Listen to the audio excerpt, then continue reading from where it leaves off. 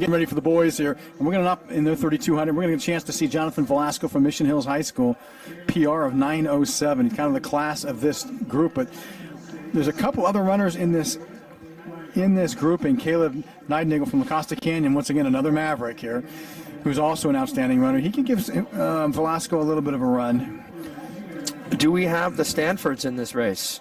We do not. They do not run in this one. That's going to hurt their team title chances.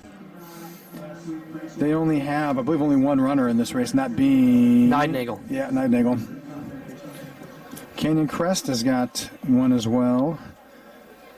Cathedral, Max Wilson, Sebastian Radia. Max Wilson had a tough year. He was, a freshman on that state championship cross-country team a couple years ago. Did a great job last year as a sophomore, and really been filled with injuries all year, and really hadn't run at all until Western League Finals. And the fact that he was able to make it here just kind of goes to show what his class is. Can he? Does he have the base? Right. You know, there's only so many pool workouts that can put you in the right place or frame of mind. But he's here. And Velasco and Niednagel take the early lead on this opening lap of the 3,200. And one thing again I was going to bring up earlier in this broadcast is, and this is always a good time to talk about things because the 3,200 is sure a good long race.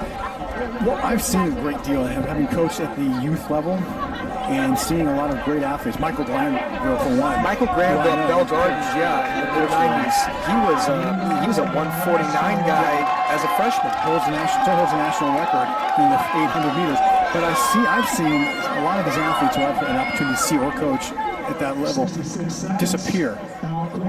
I mean, I guess it happens in a lot of sports. In track and field, it seems to happen more often. And I'm not sure if it's just too much too early, or if it's here's what it is.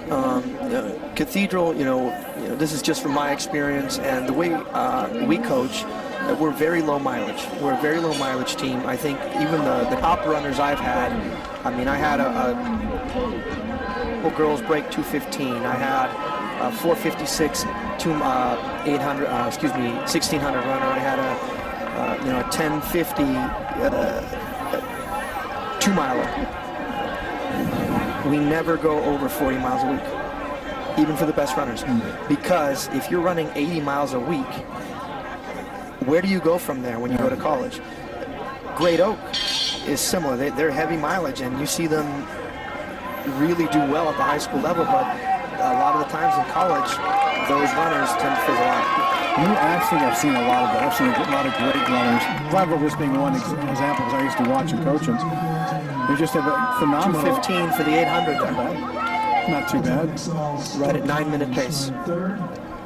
9:15, excuse me. Where you expect to move on to the collegiate ranks and do extremely well and kind of disappear or just even quit the sport altogether. Yeah, and you have to. This is a hard sport. It is the punishment of all the other sports. Other sports, football, basketball. What is the punishment? You get to run. Our sport is this, running. So you have to create an environment where the boys and the girls enjoy doing what they do, to the point where, if they wish to take the next step, where in college running is a second job. It's a full-time job. It's your school and your running, and a lot of the things involve that you really can't participate in the college atmosphere. If you want to be successful, you want to take the sport seriously. There's a lot of commitment to it, especially in football, where it's 24/7. And academics tend to take the sideline to that. I've had great runners, and I've been blessed to have great runners where I can say, is this something you want to do in college? And if the answer is no, my response is don't do it. Right, I agree, completely agree. You are capable, but if you're not going to put in what you put in high school and you're happy with your career, don't run in college. I'm wondering, I've always wondered, I've seen so many great athletes coming out in the high school and into college and just disappearing. If we've lost that opportunity for better Olympic and national teams because these kids just decided this wasn't for them anymore. Well, it's no different than a basketball player that, wasn't able to make grades, or a football player that got hurt, in college. I see that differently because there's so many opportunities for both of those sports. They're money sports, and you could be in minors, and they have different minor leagues or developmental leagues. You can always come back. It just seems in track and field, I'm done. I just kind of had it and just move on to something else. Maybe because there's a lot of track and field marquee events where these kids become household names. The Arcadia Invitational, the Mount Sac Relays. You and I know those, but Joe and Mary Smith don't have no idea who it is. That could be so. That could be, And all while we're talking, we're missing a heck of a race. Yeah, Velasco from Mission Hills and Niednagel from Costa Canyon. 4:35 at the mile. They're at 9:10 pace. Another 30-meter lead over the rest of the pack. That'll be interesting for third place. That will be interesting. There's a lot of people running to fight that up. These two are just running side by side, and Velasco just seems to be happy to sit on outside of lane 1 at the shoulder of Niednagel. Well, he's letting Niednagel do the work, but he's not drafting. Oh, down goes Frazier. And one runner down, and that's Frankie Varela from San Pasquale. And he's going to get right back up and back into the race. Well, he did the right thing. That's the problem when you get that close to the rail. You better know what you're doing. Yeah, that thing is dangerous. It will actually jump out at you. It's always best to run on the outside window. Indeed. Couldn't agree with you more. Velasco's making a move on the Maverick here, Niednagel. That was a 70-second lap, so 4:40 pace. It's a strong move right here. He's looking like he's really picking it up right now. He's got to 10-step this guy and really open up if he wants to really get rid of him. But Niednagel's not biting. He's not letting go. Niednagel's going to hang with him as long as he can. Velasco's got a 9:07 personal best this season. Velasco looks very, very comfortable. Very much so. And Niednagel's kind of starting to labor a little bit here. What's that? Go ahead. No, go right ahead. I said we got a race for third right there. We have 5 guys in very good position to essentially punch their ticket to Fresno. So 1 and 2 seem to be well in hand as Velasco starts opening his lead over Niednagel and striding out extremely well. He's got about a 3-second lead. Looks like 10 to 15 meters to me. Opening up more like the 20. And as you said, the real race is these 5 gentlemen here. The battle for Fresno here for third place. So here's what I'm looking at. If I got a runner here, I'm telling him to relax, and depending on what type of style runner, if he's a driver, like he's not a kicker, you got to go right now. You cannot wait, because if anyone there's got speed, they are going to eat you alive on the last lap. You have to go right now. But if they wait, it's going to be the fastest finisher. Velasco's going. Oh, he's going for it right now. 67 on that last lap tells you all you need to know. Wow. He went 70.67. Wow. So 217 on that 800. And he's going to be the CIF champion, barring some unforeseen circumstance. He's in fast mode right now. He's just moving. Well, here we go. The jockeying for position for third. Sage Creeks. That is Sage Creeks. Justin Morris could be. It is him. And he's trying to find a spot in the third position on his way to Fresno. He starts pulling away a little bit from that third pack. Velasco's opened up the lead to about 35 meters.